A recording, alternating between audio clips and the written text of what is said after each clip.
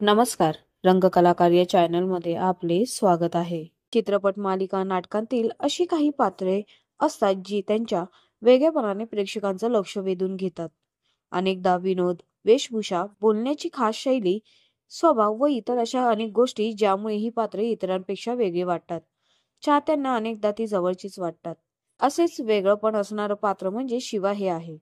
Zee Marathi वाहिनीवर प्रदर्शित होणारी शिवा या मालिकेतील हे पात्र आहे. धाडसी, छोटे केस असलेली, वेळप्रसंगी मारामारी करणारी, स्वतःचे गॅरेज असणारी व त्यामध्ये काम करणारी, कुटुंबाचे संरक्षण करण्यासाठी नेहमी तत्पर असणारी, मुलांसारखी वेशभूषा करणारी ही शिवा प्रेक्षकांचे सतत लक्ष वेधून घेते.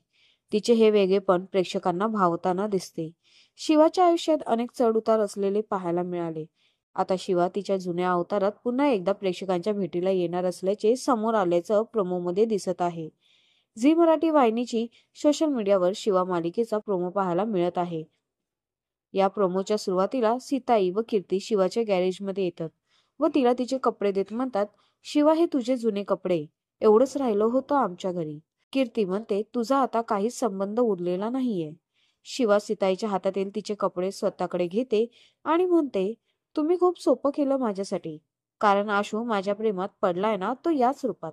याच प्रोमोमध्ये पुढे पाहायला मिळते की दोन मुली रस्त्यावरून जात असताना तेथील मुले त्यांची छेड काढतात.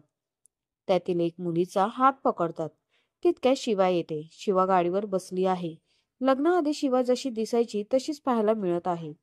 ती म्हणते, शिवाच्या एरियात येऊन पोरींना छेडणार तुम्ही? त्यांना बघून अशी वाट नाही बदलायची, त्यांची वाट लावायची, असे म्हणत ती त्या गुंडांना मारते. शिवा मालिकेचा प्रोमो शेअर करताना झी मराठी वाहिनीने शिवा तिच्या स्टाईलमध्ये पुन्हा दिसणार, आशू तिच्या प्रेमात पुन्हा पडणार अशी कॅप्शन दिली आहे.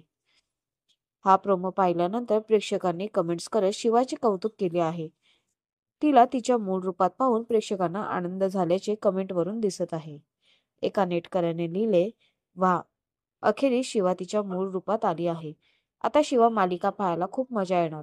दुसऱ्या एका नेटकऱ्याने कडक, ओरिजिनल स्टाईल असं म्हणत कौतुक केले आहे. आणखीन एका नेटकऱ्याने लिहिलं, लई भारी.